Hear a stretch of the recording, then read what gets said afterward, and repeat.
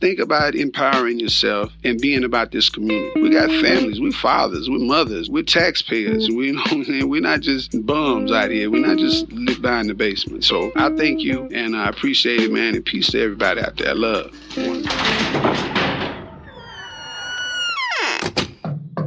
Open up, Colorado. It's 420. Time to grind and burn. This is not your son's stoner show. Open up! Open up! Open up!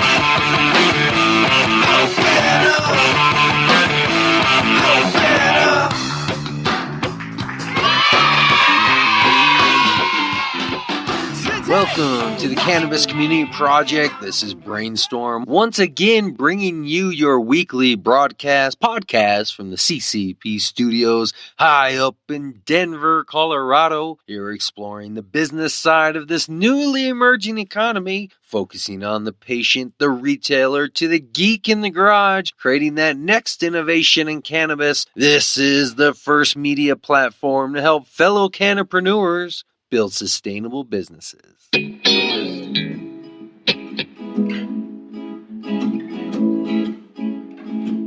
Skunk Box is a rugged, travel-sized herbal humidor that's water-resistant, odorless, and nearly indestructible. It stores your herbs and restores them too. Order yours online today at skunk-box.com, where you can choose from different models and even customize them to meet your needs.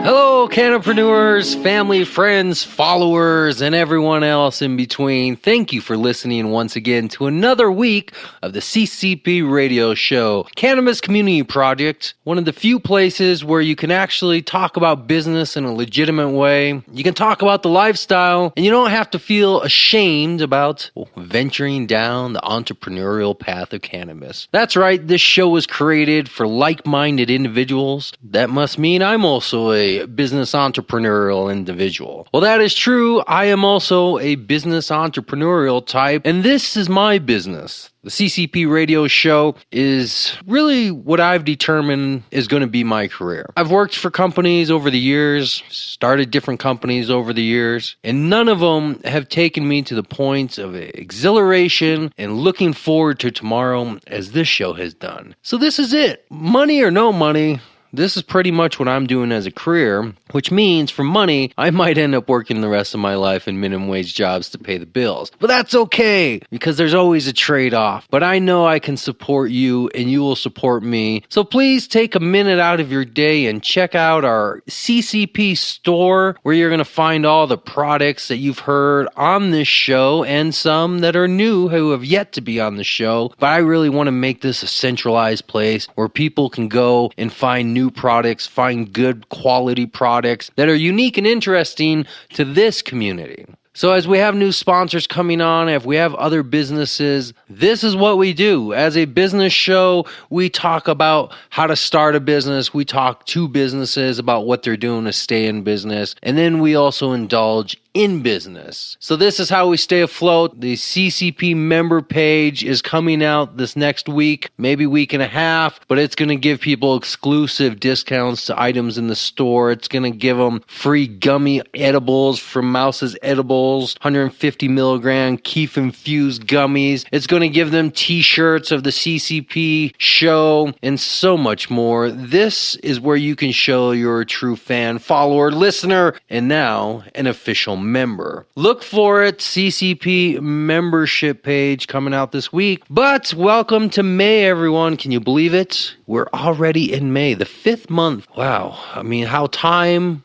really does fly. Show number 64 for me. So this is coming up on a year and a half. I cannot believe how many people I've talked to, how my whole life and career has developed and changed just over the last couple years. And I get so excited because now almost on a weekly basis, I am being contacted by individuals from all around the world. Even have a listener in Russia who contacted me who wants to chat cannabis and be on the show. Well, we'll see how that works. This is just what happens. People hear you and they want to talk. They want to share share their story. They want to be in the community. And this is really all I'm trying to do, is bring it together and give that outlet for all of you. You know, community is just one of those things that you got to be in it to understand it. It's not something you can intellectualize. It's not something you can look up in a dictionary and think you understand it. You have to be part of a community to understand what that means. That's kind of what this week's show is about as we hang out at Canopy Boulder. I drove up to Boulder in the midst of a traffic jammed afternoon. Took me probably 3 times as long as usual to get up there.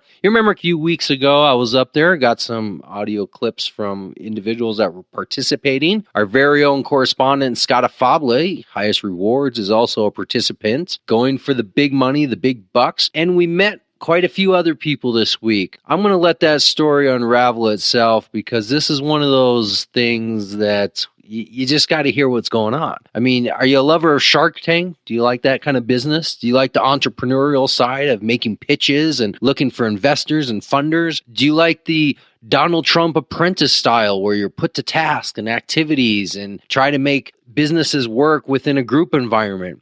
Well, Canopy, one of the first business accelerators, incubator programs in the country to focus on cannabis, is doing just that. And they brought together 10 very unique, motivated, interesting, and from personal experience now, some great individuals and businesses up there working together as a group, but individually on their own businesses. This is a business model of a shared workspace environment that you might be seeing more and more pop up. Canopy in Boulder, they're on a 90-day boot camp-like program. They each received a couple bucks to get their businesses up and going off the ground. They're tasked with responsibilities. They got to hire people. They got to sell products, develop products, do everything that's needed. And then at the end of 90 days, they're going to make a pitch to a room full of investors and try to get some big money to get their businesses rolling. So we'll hear all about that story. But before we do, let's make sure we quickly, as always, remember what we did last week with our short-term memory flashback relapse. Last week's show, quickly, 3 seconds. Can you remember what it was? 1, 2, 3. Too late. All right, just take a couple minutes here and listen. Go back and hear the full episode if you want to hear it, and then we'll move right into this week's show. Here we go. Grind and burn.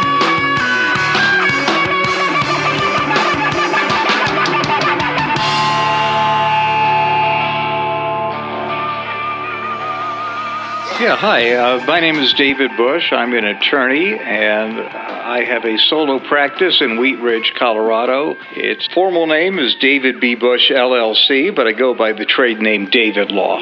What is your specific area of practice? I tell people that I am a business and commercial lawyer. I have been promoting my services or directing them most openly to the industrial hemp industry. So while people can come to me for pretty much any kind of business law issue, whether it's forming a corporation or changing the form, dissolving it, entering any kind of contract. I mean, I can do all of that, but the people that I've been approaching the most are in the industrial hemp industry, and that's where I've been getting most of the attention and the clientele.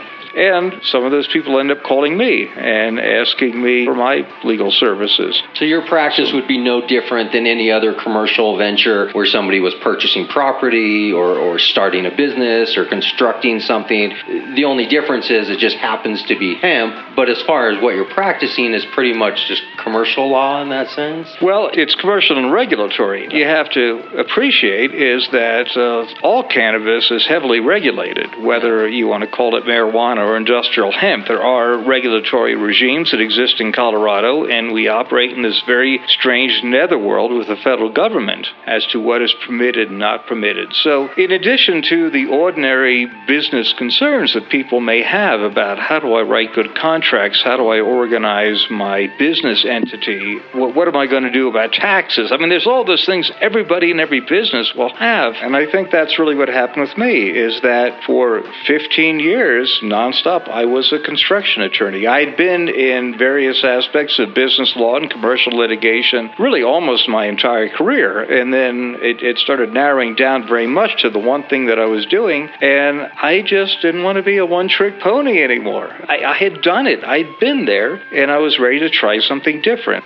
So there are people who are so excited about hemp, and they have reason to be, but we have to think carefully about what can we do. What can we do where we are with what we've got? I don't know what kind of industry we're ever going to have in Colorado. I think we have enormous potential to be a research and development center for the country. I think that there's all kinds of opportunity. You can call my office at 303-422-0064. That's David Law. And my website is www.davidlawcolorado.com. Email address is the same as our website. It's just my last name, BUSH, at davidlawcolorado.com.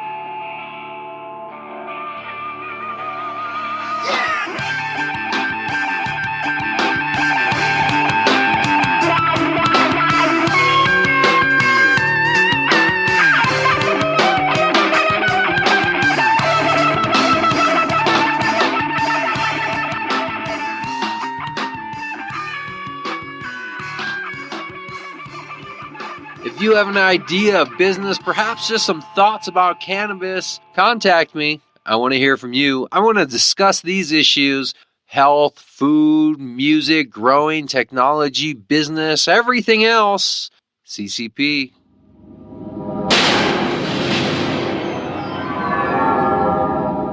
Feeling guilty about a time with cannabis? Get it off your chest and confess it on Canifessions, your public forum to absolve your soul. New voice message, Wednesday, 4:21 p.m. Hey, what's up? I'm calling in to make a confession. This is Black and Gold Wildcat. That is my pen name. Just want to call in and confess that I have smoked cannabis illegally on 5 different continents and in international waters as well. So North America, Europe, Africa, Asia, South America, the Mediterranean Sea, the Caribbean Sea. I just needed to tell somebody that so I don't get arrested by international authorities. So thanks for letting me get that off my chest. Later. And that was Canifessions. If you have a confession to make, contact me via Facebook or the website at cannabiscommunityproject.com.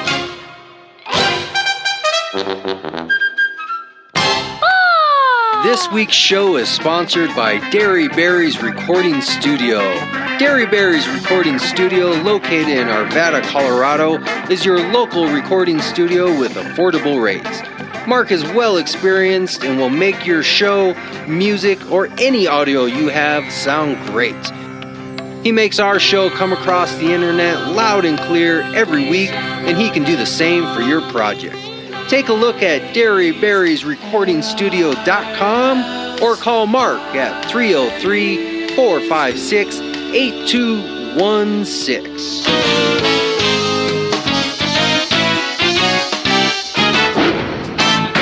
The 6 Degrees of Kushley. Yeah, it's amazing. Polychronopolis. I love cannabis. Hey man, I'm joining a religious cult. Wow. Right. Yeah. Take your base.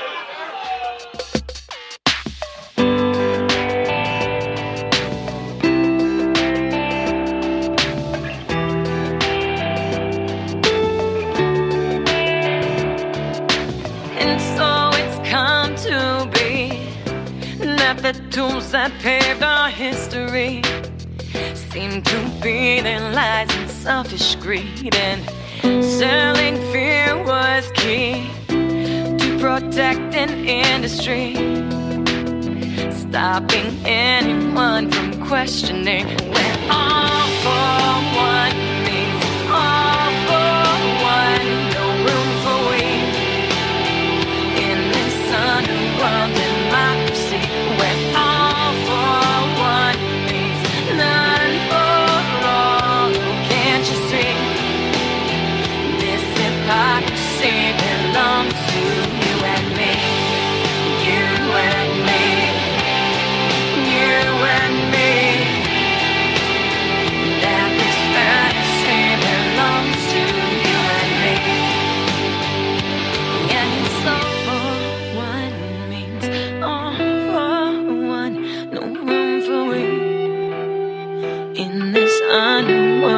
democracy way. Can you hear me now? I can hear you now. I hear a lot of static. Yeah. A lot of that is shitty equipment. Probably 70% of it's shitty equipment. And the other kind of echoey is environment's not bringing out the best. This is why I need more money for better equipment and better stuff. We'll be a sponsor someday. Yeah. Like a CCR song. I like the beer on tap, but it could be dangerous, right? Yeah. How many people have been walking out here slosh drunk in the last few weeks? I haven't seen any, but there was definitely some ground rules that were put in place about being professionals. Yeah. People don't abuse the privilege. It seems like for an organization that is cannabis focused, ultimately alcohol is winning out here in the sense of branding and sponsorship. It's like you're being sponsored by alcohol for this cannabis venture. It is interesting. I thought it was funny when I came in and there was a kegerator. It's an open environment. It's open workspace. Yeah, it's not radio. It's podcast. It's not live. We can edit it. If we don't like it, we can edit. But we could do a little introduction, like where we are and sure what you're doing and who you're with and all that. Everybody will introduce themselves. And so, Scott Afable. Yes, sir. I got to say, when I heard Aaron tell me that this guy named Scott Afable called him from this company. You know exactly who it was. From this company, Top Reward, and told me that there was some consideration of employment opportunities going on. I promptly corrected him and said, "Did you mean Scott Afable from Highest Reward?" Thanks. Thanks, Brainstorm. I appreciate that. It took me almost a month, though, to actually get your full name and proper pronunciation. Here, let me I think people are just afraid to say it, but I've heard it slaughtered every which way, so it's Afable, affable with one F if you want to spell it. Well, Scott, everybody should know who you are because you've been on the show how many times? 4? Yeah, it's probably my 5th time. 4. You're a veteran of the show. I came up here to Boulder tonight. Talk to you, hang out. Thanks for coming up. It was a little bit of a drive for you. Do you want to tell us where we're at? Sure. What we're at, and then we can kind of go from there. We are in the center of the cannabis universe. This is Colorado. We are located in Boulder, sitting here in one of the conference rooms at Canopy Boulder, which is the industry's first seed stage accelerator that is mentor-driven, aimed to create some of the leading companies that will set cannabis on the right path in the future. We're honored to be part of this, and I know all the teams here. There are a total of 10 teams here, each of them with a unique business, but all complementary. We're just fortunate to have this opportunity tonight, share this with CCP and listeners. At Canopy Boulder, we work hard is what we do, and we learn. We're like sponges here. Canopy puts us in the middle of the cannabis universe in that they provide access to some of the most well-known figures and businessmen and women in the industry. It's designed to accelerate our business from idea to reality, and just in the short month that we've been here, each team has made leaps and bounds from the first day. I'm excited. I'm ready for more, and I want to share more with you guys. Feel free to edit liberally. I love it. So Scott Afable from Highest Rewards back again on the Cannabis Community Project, sitting up here at Canopy. Is that just the full name, Canopy? Canopy Boulder? Canopy Boulder. So I drove 3.5 hours from Denver to Boulder, come hang out with you guys tonight and learn about what you're doing up here in Canopy. I was here once, a couple weeks ago, where I got to talk to a few people, got some good audio clips on the show, a little introduction to kind of what this is all about. Tonight, I want to get into the nitty-gritty about what you guys are actually doing here and how this is changing the industry, who's being represented, how the process works, and if you can keep it to 30 seconds or less. Sure. So Scott, you're sitting next to a lovely young lady. Do you want to tell us who she is, or do you want to let her introduce herself? I will introduce Holly because I've practiced this before.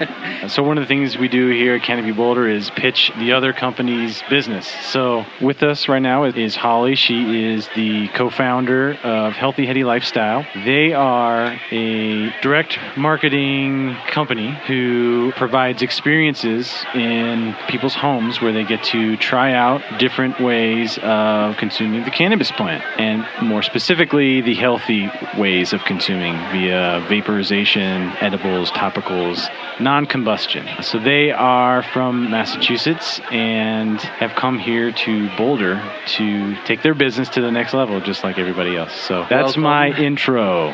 Welcome, Holly. Okay. Well, thank you. You know, have you ever played the Kevin Bacon game? 6 degrees of Right. separation. So let's talk about our degrees of separation here. So we don't actually know each other. We've never met. We've never met in person. But we do have a degree of connection. We absolutely do. Matter of fact, I have a degree of connection with you, with Scott, with Aaron Stevens, and I think that's it as far as this little triad of connection goings on here. So Colleen from Cushley. Yes. From your neck of the woods. Absolutely, the East Coast. Right. When you guys came out here a few weeks ago, she sent me a message saying I had to come up here to Canopy and meet you guys because you were coming all the way out for this event. I don't think I knew it at the time, but Scott had also applied and got in, and I think that was just a good coincidence. And then a few weeks later, I met Aaron, who was on my show, who also knows Colleen from Cushley. Right. You didn't know Aaron. I didn't, no. But Scott heard him and then decided to work with him. And now you know him. So now we're all kind of connected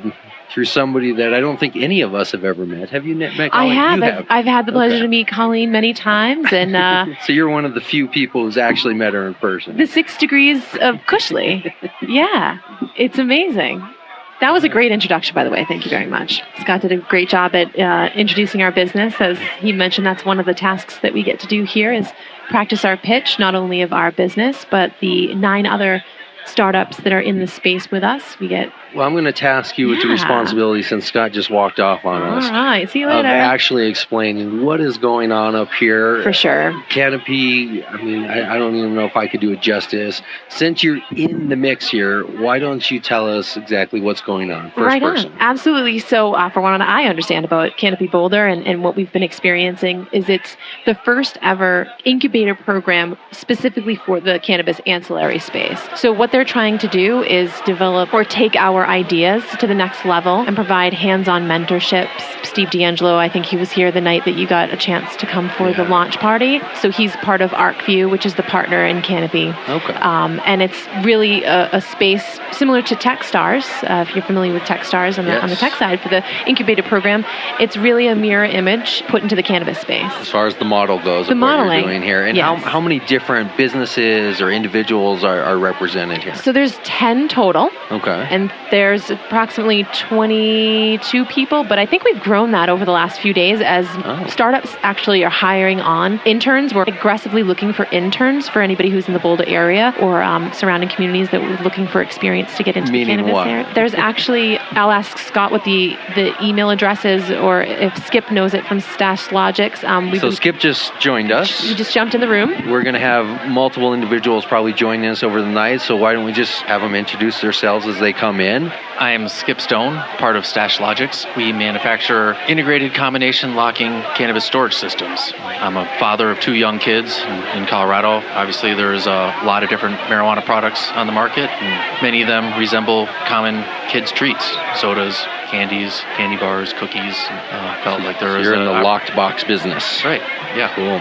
And both of you registered to be involved here. How did the process work? How did you both actually get into this, like an apprenticeship? Accelerator program, okay. Yeah. There was I think I heard Holly's story before where they submitted way before the deadline was due, and then they extended the deadline and they couldn't retract their submittal, so they thought they maybe could have done a better job, but they got accepted anyway. We were on the opposite end of the spectrum. We decided to submit 4 days before the deadline, so we spent a couple of late nights hovering around the laptop trying What is this submission? So what it is an application, and it had a list of 50 different questions, and you had to include business plans if you had them. It's really pretty comprehensive application, and it ended up, I think the number I heard was 115 applicants. They only accepted 10. We felt pretty fortunate. That was one of the reasons we decided to go full bore with this. So my partner Sam just walked in as well, but we were both thinking of doing this on the side for a year and seeing where this thing went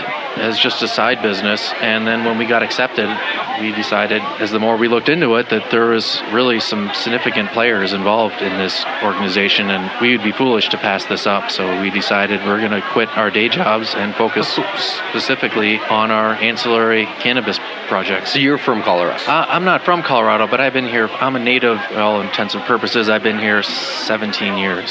So I had to travel the least distance. I'm about a half mile away. I'm the only Boulder applicant. Sam, my partner, comes from Denver, so he's one of the other close applicants. So some people came from as far away as Israel. A lot of people from Israel. A lot of people I thought from you would all have over been the country. the furthest person coming from Connecticut. Sorry.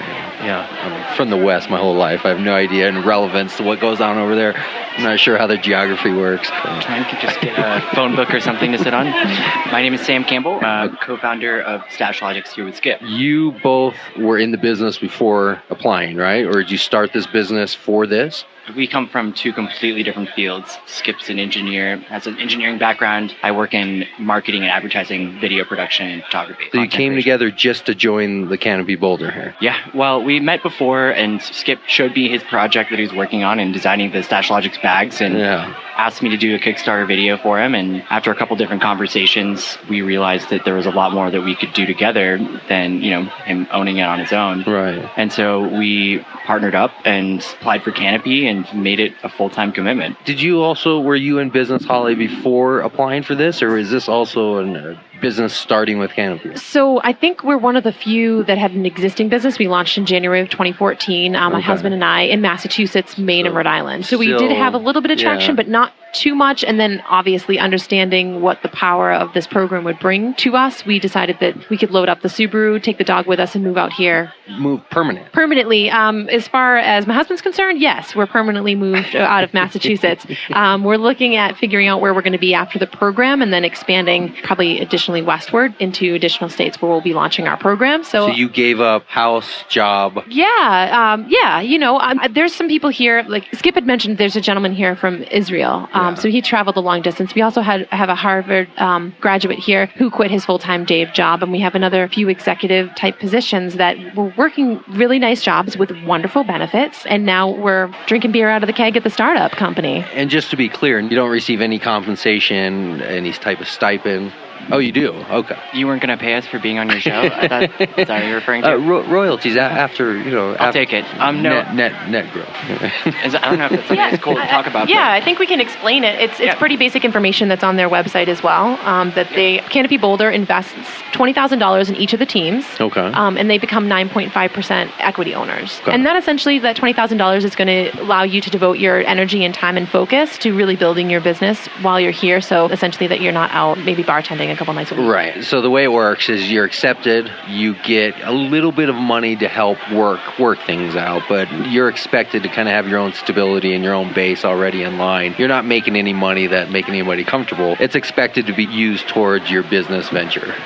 I would say, as much of it as possible towards the business venture, but I think a lot of it is just sort of cash flow to stay afloat and support yourself, pay your rent, feed yourself, wash yourself, get some really cool clothes, I hope. And that's being backed by ArcView? Yes, it's backed by ArcView. Okay. So how many other programs like this are they doing around the country? Right now, none. This is it? This is it. I think right now they are in D.C. pitching to raise capital to start one in San Francisco. And how long are we here for? 3 months? 3 months, exactly. 3 months. Almost like boot camp, right? 8 more weeks. So eight more weeks is what we have left. We've gone through 5 weeks, getting close to the middle. So this isn't like an elimination type program, right? This isn't a Survivor Island where every week somebody gets eliminated and... The grand finale is called Demo Day, and we pitched to a team, a group of 500 plus investors in Denver for ArcView Group Demo Day, but like the real thing, that's like the real. Actually, so that'll pitching be for money in the convention center, standing on stage, pitching to 500 investors and trying to get some interest and get follow-up conversations and hopefully launch the business to another level. In the Denver Convention Center, 500 investors, these 10 businesses going for one funding, or whoever gets funded that day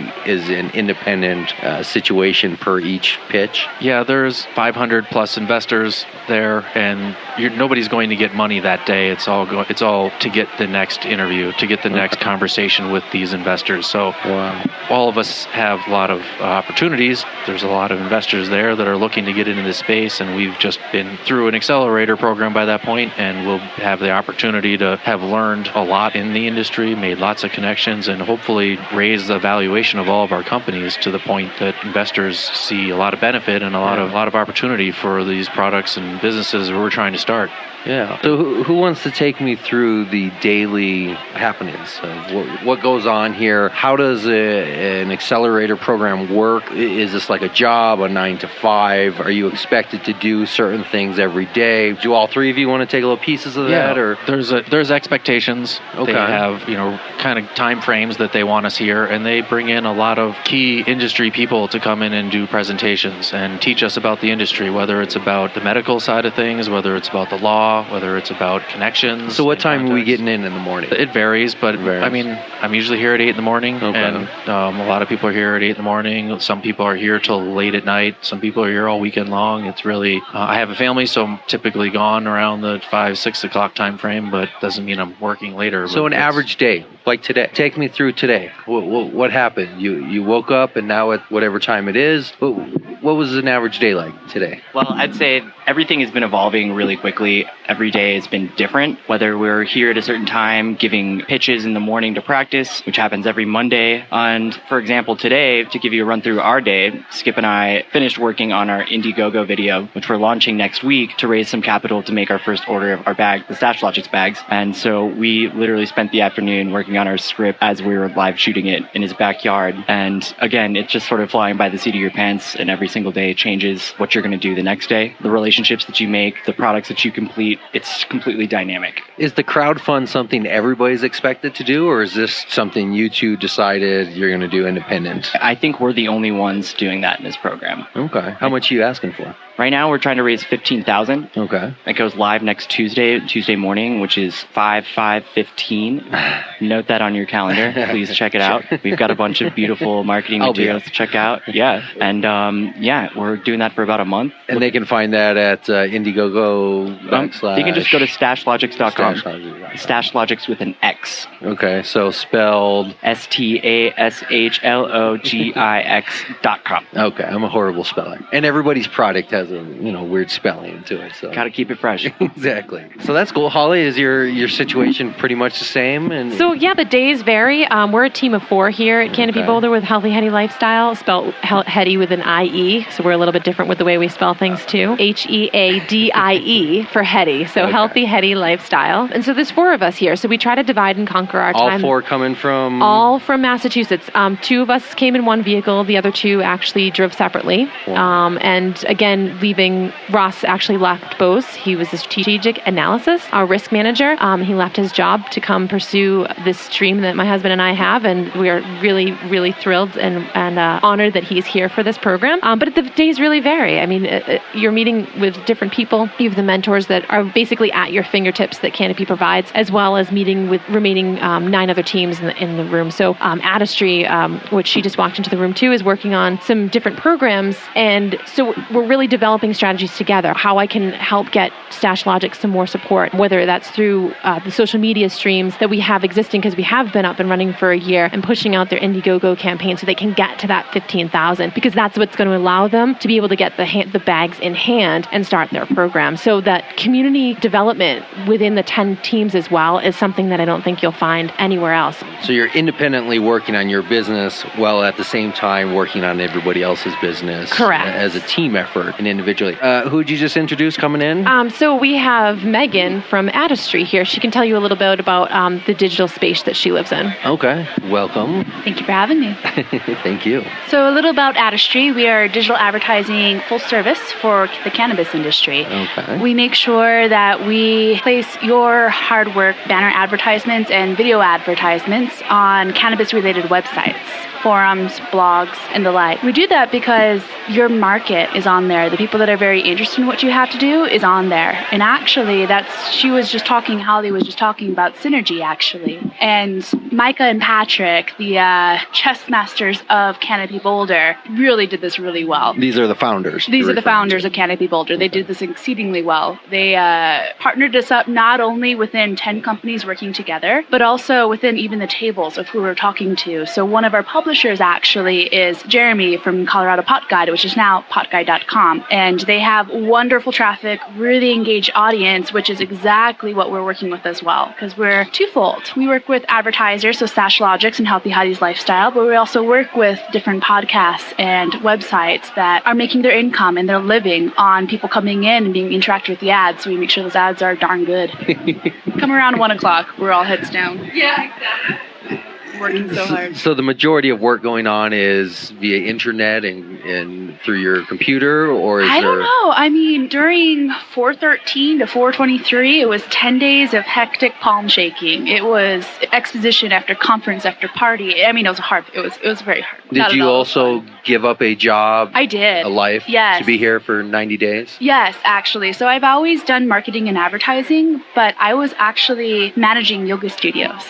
How bold am I? But I was managing different yoga studios and different nonprofits and helped them with their advertising and marketing efforts and running of the operations of day-to-day business. And I just saw the need that was needed in here, that people were just being jerked around way too much. And I thought I could help. I knew I could help. It turned into unhelped. So that was my story. My co-founder's story was on the other end of it. He's always worked for the businesses that made their living selling advertisements on the space or creating the websites that did that. So he's the engineer, the brains behind the platform. He also quit a very comfy job, if you should say, as a developer. Yeah, we both gave up a lot to do this, but we're both very passionate and we know we can create and make a difference.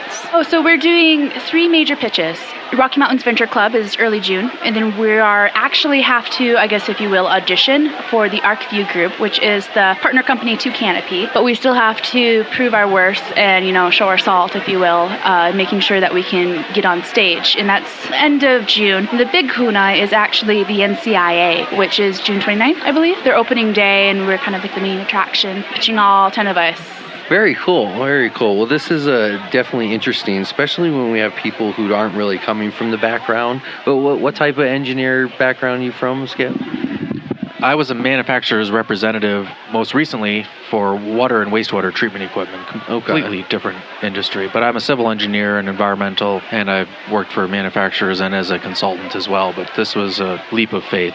So the question I always like to ask people when they're not coming from a cannabis background or something in that industry is, what actually brought you to that point where you decided to go completely into left field and do something that's not in your background? Is there an event or something that happened? That's a good question. The event is January 2014. Being in Colorado, watching all of this happen, realizing that I'm passionate about cannabis, have been for my life, and I just saw an opportunity that I just wanted to jump on board. And from a consumer standpoint. Yeah. And I saw some safety issues that were, it seems like safety kind of been left in the dust in this industry, and saw an opportunity and thought this could be my new life. People are willing to invest in me to start a manufacturing business. That's a pretty amazing thing, I thought, and doing something more interesting than selling water treatment equipment. Did you listen to that Anonymous Bag show I did? I did, yes. A slightly different mechanism. This is a key locking. Similar concept, though. Real, concept. Real similar. They're going after a different market, but it's also it's a good idea. It's a great idea, and I think there's a huge need for that in all sorts of different markets. But there's a lot of opportunity, and they seem to be going after a lot of the wholesale market, and we're trying to go for the consumer-based market more so. So there's a lot of competition, I guess, in the sense of product. I mean, I'm sure there's a lot of boxes and carrying cases, a lot of competition. Are you guys expected while you're here to make sales and grow sales, or is that kind of given some leeway until maybe towards the end? What is the expectation while you're here? The expectation is to make money for Canopy and their investors. While you're here, during this 90-day process? No, to build your company to the point of making profit down the road. So you're trying to build your valuation. Learn as much as you can, get as many contacts as you can, and ultimately be a successful company. And with this acceleration or this boost. But are sales calls part of your day or your routine where you're actually reaching out to actively sell products directly, or is there something else? It's about 9 hours of my day. And the other 6, are doing everything else I possibly need to do. So there's really many different staged companies here, some that have product available already, and they're working on introducing it to the market, getting interest drummed up. Sam can talk to that a little bit more, definitely. And then there's companies such as Adistry that is actually already launched before we started here. And we came out with video advertising while we were here and made sure that it was epic and awesome, and it is. The vast majority of my day is knocking on doors, talking to people, creating emails, creating sales materials, finding different ways to integrate with them and talk with them on Twitter, Facebook, LinkedIn, wherever I can get somebody's ear and work with them. So yes, the vast majority of my day is sales calls, because that's the way I prove proof of concept. Because as you mentioned earlier, competition is certainly there. I wouldn't say there's as much competition in the digital advertising sphere as there are in carrying cases, but that's why they really boiled down and selected and chose the cream of the crop to come to Canopy. Stashlogix, it's the best one I've ever seen. I mean, there's always something I can be really nitpicky with, but with theirs, I can't find anything. It's frickin', can I say fly? Is that too 90s? Frickin' fly. Stupid fly. Definitely. And Tradiv is in the room too, and you can talk about also a concept phase company. But yeah, we have many different growth stages of everything. So my day, yes, sales. Other things for different companies. It's how it is right now. Well, we have a rule. Everybody that walks in the room has to introduce themselves. So I'm Jeff Dorn with Tradiv.com. So we're an online wholesale marketplace for the cannabis industry. So we are going to try to change the face of the industry and disrupt how business is done, and making the transaction between the wholesalers on the buy side with the sell side, so the growers, cultivators, and then also the dispensaries, and making those connections. Nice. And you said wholesale trade. Yeah, wholesale trade. Yep. So I guess you're going to have to explain just a little bit more about that, because I'm having all sorts of ideas about what you're doing. I know a few companies that use similar descriptions. Give me an exact idea about what you're doing. Absolutely. So if you're a grower or a cultivator and you have a certain strand you're trying to market, we're going to help you facilitate that transactions. You go onto our website, you put the strand up, how much you're wanting to sell, and then the dispensary can come on and say, okay, well, I'll take a 50 pounds of this certain strand, and then we're going to facilitate the shipping and then the payment solution as well. And so all that's done one-stop shop. We want to basically be an extension of their business. If we're going to do this right, we're going to be able to streamline it, get in, get out. They can get back to what they have to do, which hundreds of different things that they have to do to keep up with their business. Is this for licensed dispensaries only? Absolutely. One of the focuses going into this and what we sold to Canopy to get into this accelerator was, one of our main focuses being compliant and regulatory. That's one of our biggest deals, is that we want to make sure we're working with only licensed businesses and making sure that we're staying within the framework here in Colorado. Yeah, one of your, I would assume, competitors is one of my sponsors, the CCX, Cannabis Commodities Exchange. Absolutely, yeah. Doing a very similar business model there. However, maybe there's something very different. So we are going online with our beta May 15th. Okay. And so when we come online with that, we decided to do this as a beta for many specific reasons. We feel like some of our competitors kind of came out with a product and said, hey, here's a rotary phone, use it. And they didn't really test it with the growers and the dispensaries and said, hey, what do you like? I want basically the communication lines to be open, so I can say, hey, is this feature working, or should I cut it out? Should we go a different direction? So when we do come online with the official rollout, it's going to be a product that they want to use, an iPhone, if you will, and so they can hit the ground running and start making making transactions. This is a paid model, though, right? Yeah. So it'll be a transaction. We'll take a small transaction from the grow side, and like a credit card. Yeah, there we go. Yeah, exactly. And we're going to keep that. Depending on how much business they do on our site, obviously we're going to be successful if they're successful, and we're going to work with them on that certain transaction. Slightly different business model than CCX, what they're doing in that respects, but same goal, right? Trying to get product to people who are in need and get rid of product for those who have too much. Same idea. Is your background business? I mean, you look like you come from a business school. You got that look to you. You never judge a book by its cover. No, I'm actually... You're a gangster from... I'm a gangster from, L.A., and I've been rolling. No, so I'm actually born and raised Missouri, and I just moved here from Santa Monica, California. So I've been in L.A. for about 4 years. Yeah, so my background, I used to be in marketing. I was kind of like an in-house marketing manager for Hearties in the Midwest, and guy owned Hearties. Well, I haven't heard that name in a long time. Talk about have a smoke, and then you can eat a thick burger and live in the dream. So that was my old job. Wow. Yeah, and then Carl's Jr. On the West Coast. That's the same company. Yeah, they're sister companies, and so owned by a company called CKE. And so that's my background. Burger. Yeah, and then Hey, once a marketer, always a marketer. Once a snake oil. Don't get me started on vacuum cleaners and go off all day long. I'll sell a vacuum cleaner, definitely. I'll do it. Yeah, that's right. So we had some more people walking in the room. Who do we got over here to my right? Please step forward. Come introduce yourself. Grab a microphone. Grab a headphone. Yeah. Say who you are, who you're with, and if you like long walks on the beach and your astrological sign. Well, most importantly, I love long walks on the beach. Most importantly. So I'm Ross. I work with Healthy Headie Lifestyle. We are the Mary Kay of Mary J.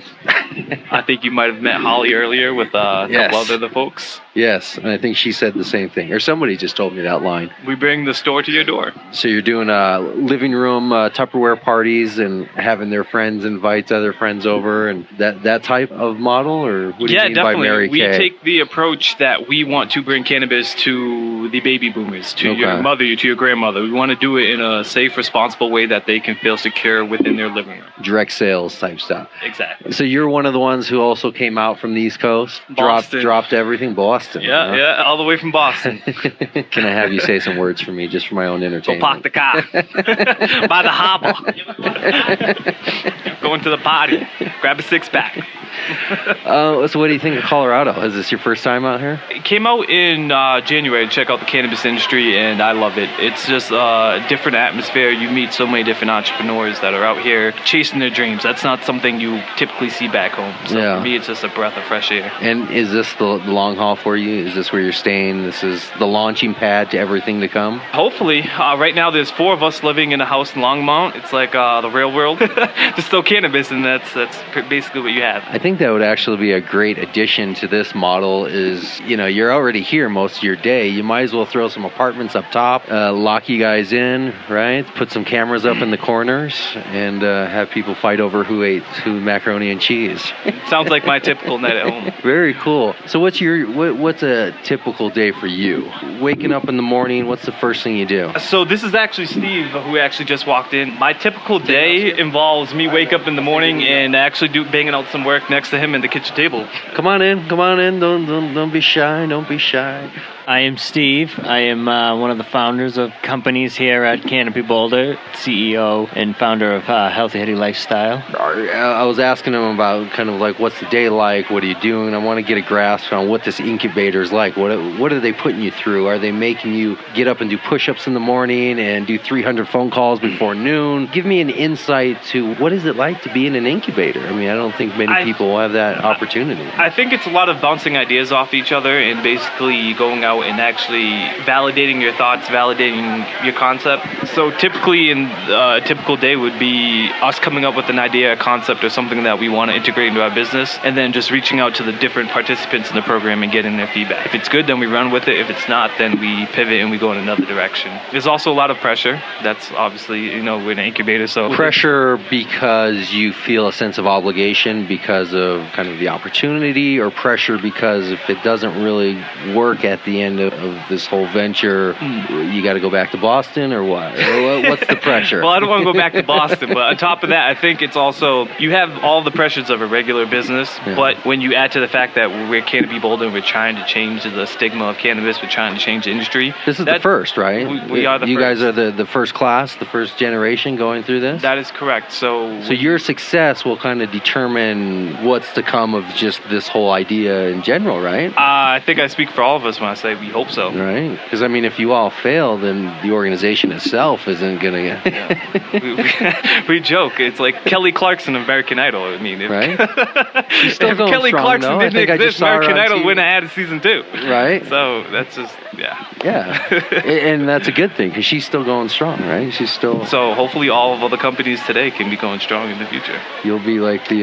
setting the precedent. Like the Shell and Exxon and all the derivatives of the Standard Oil, right? Everything that breaks off and becomes a multi-billion-dollar organization. Yeah. I'll turn Let's pass that microphone down the line. So, sir, how do you feel about this whole idea of coming out to Colorado, leaving your life behind, putting yourself through a rather intensive process? This boot camp is like business school on steroids. That's the easiest way I can describe it. And as far as coming out to Colorado, that was probably the easiest part of this whole experience so far. You definitely didn't have to twist my arm to come out here. Out here. Yeah, that's New England, Boston. Yeah.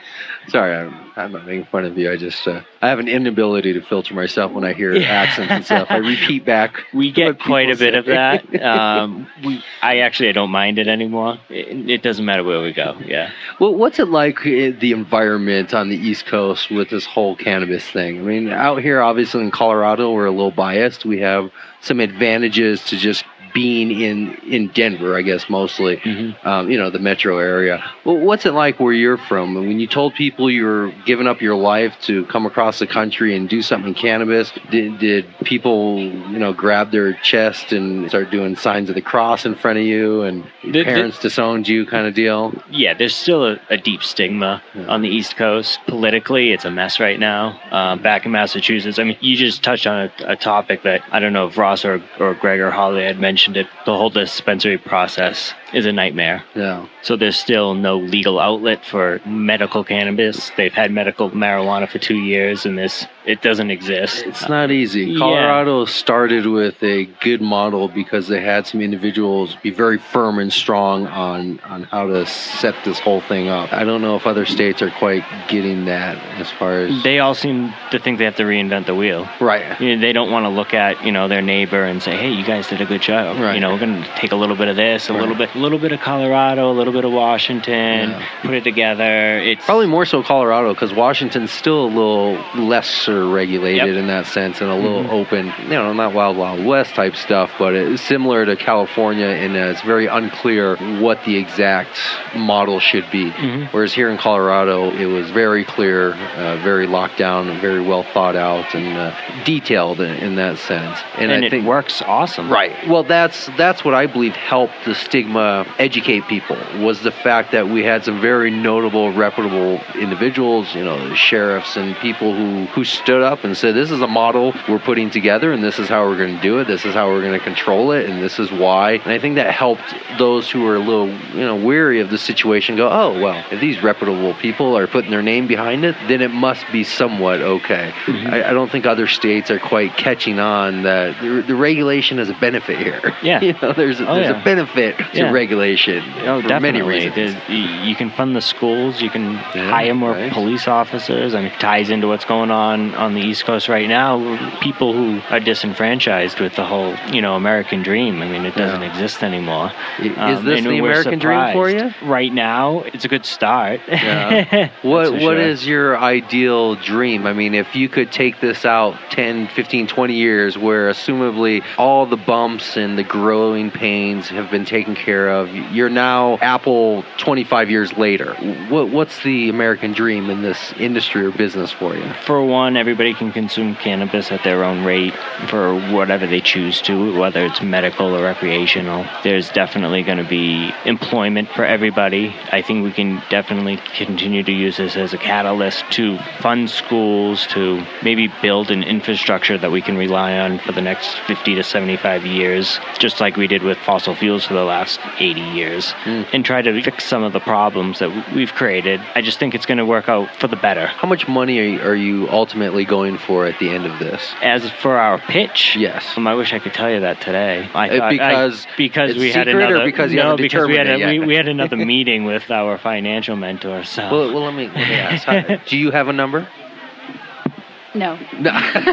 All that work. All that work for no. I do in my mind. It's flushed out, but it's not fully flushed out yet, so it's not public. Yeah. But I know exactly how much I need. I know what I need to do to create to the next level. I just haven't talked to the beauty about being in Canopy Boulder is that we get all these mentors and advisors that want to work with us, that would never have in a million years been able to just reach out to them and say, hey, can I talk to you about this? They respond 5 minutes later and start, yeah, say this, and this, and then call this person.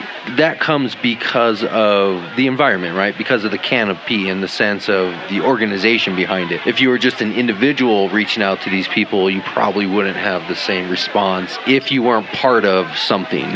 Exactly. Being a part of something that's bigger than you. Yeah. And I find that it's been incredibly useful in opening doors. I've been talking to dispensary owners that before can't get past the front person or the bud tender who's been incredibly nice, but I've never been able to talk to the person that makes the decisions. I haven't been able to talk to the person that created this idea 3 years ago, 10 years ago, 20 years ago. I've met activists I've only ever heard about. It's been really great, and that's actually why I came to this. It wasn't for the capital, it wasn't for the clout, it was because they have and they attract amazing people in the industry, and it's been phenomenal. I've never understood why businesses, I mean, I understand why large corporations have so many barriers and gatekeepers from that standpoint, but from a small business, I've never understood the barrier placing with individual mom pop shops, entrepreneurs, because the way I look at it is the only thing you have as a small business is your network, your ability to connect with people and use them either as an asset or as a friend, but that constantly connecting and networking. And when a salesperson walks through your door, if you're a multi-billion-dollar corporation and some guy's just trying to sell you more, lubricants for your machine, have a few gatekeepers, make them go through the process. There's a channel of how to get to that type of sale. But if you're a mom and pop shop, you should have open doors to every salesperson and every marketer and every individual that walks through your door, because that's the only asset you really have as a small, whether startup or just a small business just trucking along, you and your family. And I've never understood that mentality of mom pop shop, no soliciting here, get out of here, because how do you know what you're missing, right? How do you know what you're missing? Not what is the annoyance of this guy trying to sell you his stuff, but thank you for introducing me to something that I didn't know existed before, or I did know it exists, I'm well aware of it, thank you once again, now let's be friends and come back next month if you have something new. It's always been my kind of mentality, and I've never understood why small businesses take such this very resisting, aggressive approach to this soliciting type manner. I don't know. I think you touched on quite a few points there, actually.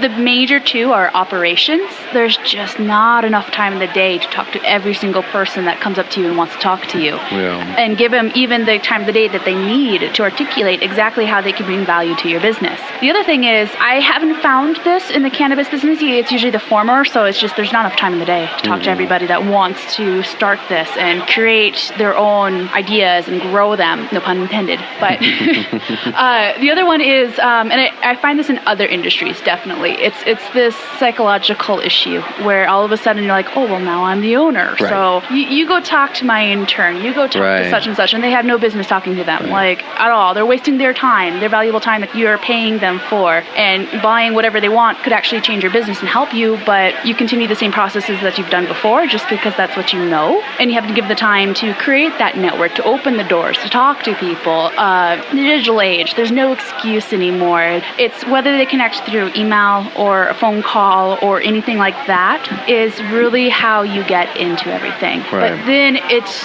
really, again, it boils right back into the full circle idea of there's just not enough time. I mean, it needs to be at least a couple hours for sleep if you want to function properly. Some things I kind of think there has to be time. Right, definitely. It would be like not eating and saying, "Well, I just don't have time to eat, so I guess I'll just wither away and die here." No, that's not an appropriate answer. Some businesses do, though. If you have something good, you have a chance. And if you grow and execute that vision correctly, you're going to make it in this industry. And only, a strike of lightning or an act of God or something like that is going to keep you down from it, or it's just shit timing or something. Right. It just didn't work. Sorry, can I swear on here? You can say whatever you want. Oh, okay. I was like, oh, that slipped out. Say whatever you want. Let the words fly. I don't want you thinking about what you can and can't say. I want you thinking about what you want to say. Well, still, Well, sure, this is a cannabis show, so it better be 21 plus. Fun little advertising on. Episodes that do get kind of explicit, I label them as so. But it's a podcast. It's supposed to just talk to people who are having real conversations, so there's no reason to censor yourself or feel like you have to say anything else that wouldn't be anything less than what you want to say. I have a double thing on me. I grew up in Minnesota, and I spent many years in Texas. Yes, so I have that politeness ingrained in me. Like, it's not about censoring, it's about being polite and respectful. Well, I was born in Wisconsin. Oh, okay, And then grew up most of my life in the Southwest. Nice. And down here. That has nothing to do with being polite. I don't know. I was just born in Wisconsin. Minnesota nice. And then that Texan, Right. God bless you. It means like, go fuck yourself. Yeah, it's pretty bad. I love business from a small business standpoint. I've engaged in many businesses over the years. I attempted to start businesses. I've failed at businesses, lost money at businesses. I've started businesses and ended up doing nothing with them. But the only thing that I can really hold on to is, regardless of what business comes and goes, my network is always kind of there. So yeah, maybe today I'm doing a radio show. Maybe it doesn't work out. Maybe I have to start another business, but I don't have to start over because my network is still there. My friends, my followers, my fans, those people who are there because of a relationship I've built. And honestly, most of them have come from, being that salesman walking through the door trying to sell me something for my business, me just talking to him and then becoming, quasi friends with the guy. And now all of a sudden we have a relationship and we hang out. And when something comes up that's relevant to his business, we exchange that and we share it, and vice versa. I never look at it as, is this guy trying to sell me something? Get him out of my shop. How dare you try to sell me your product? That's an old mentality to me, and I think it's one that just comes from people being burned out by the market. 30, 40, 50 years of people using the same sales tactics and approaches where people are just burned out, right? You're exhausted. Business owners are exhausted. They don't have the time, but at the same time, they're not making the proper channels to how to communicate with those people. And having proper channels is probably the biggest thing. It definitely is. And it's understanding those channels too. Right. How best to leverage them. I mean, turning people away from your door, to me, is just counterproductive of any type of business practice. So maybe just have a proper channel. Sales guy walks to your door, tell him, you know what? I actually have a way to do this. Send me an email at support@blah, blah, blah, blah, blah. Within 72 hours, I'll send you an email back. You send me some links of what you got. Send me your pitch via email. A couple weeks later, I'll get back to you. So, there needs to be a process. But simply just saying, don't have the time, to me is an unacceptable solution. I think that's just above, that's just how it is. Yeah. Oh, I hate that phrase. That's just how it is. Yeah. No. But yeah, I completely agree with you 100%. Well, maybe you guys can change that here. I mean, you're kind of doing something that's unique. We're trying. Right? We are definitely trying. I think your model here is actually a model that could work in many aspects. For one, you kind of have a shared workspace going. So we'll walk around the place in a minute here and kind of describe what the environment is of where you're working. But it's pretty much a shared workspace. You have desks, multiple computers, and you're all sitting in a big great room with your individual businesses separated by desks and computers. But at the same time, you're working as a group and you're working individually. I think that could work on many levels with many businesses, and I think that business model is something you guys could really perfect here, regardless of cannabis. Just take that idea of not just shared workspace, like here's my space I'm renting for the hour and there's your space you're renting, here's the wall between us, but here's a space that I'm involved in, here's a space you're involved in, here's a business I do, here's a business you do. Let's each work on our business, but let's collaborate as a whole. And that could be something that comes out of this whole process at the end of 90 days that's far greater than your individual businesses. We were just joking actually this morning. Adistry Ward, Scott, the co-founder of that, he was saying the same same thing. We're keeping this after July 1st, right? We're all just going to get an office space. We're going to kick our Canopy Boulder 2 out, and we're going to rent the space, all of us, and we're just keep going what we're doing because it's been so successful. It really is. And that whole accelerator, incubator, we all combine and create this amazing thing together is alive here. And I think it's pretty awesome. We're going to about to do a tour. Yeah, we want to kind of see what's going on around the place and see how everybody fits in. Maybe do some video shooting, the phones, and put them up on the on my YouTube page. Give people an idea of what it's like to work throughout an incubator type space. Is there anything else? Can I do my pitch again? Please. I totally butchered my pitch in the beginning. I was just like, and I do advertising that does on internet. Do it again. Just say this. Use this. Cut out the other one. So when I'm listening to it again, when I'm listening to it at home, I clearly hear you say, use this one, cut out the other, and I go back and cut out the other and use this one. But yeah, have at it. All right. Use these. Use this. Please use this. Adistry is a digital advertising full-service solution for your cannabis business. What we do is place your well-crafted banner ads and video ads, 15 to 45 seconds, on cannabis websites. We place them on cannabis websites because that's where your market is. That's where the people you want to interact with. Those are the people that you want to buy your products or service and talk to you with. So, Adistry. Very good. Much better. All right, I've been practicing. I'll make that work. I'll clean it up a little bit. All right, should we walk around? Yeah. Take some videos, take some pictures.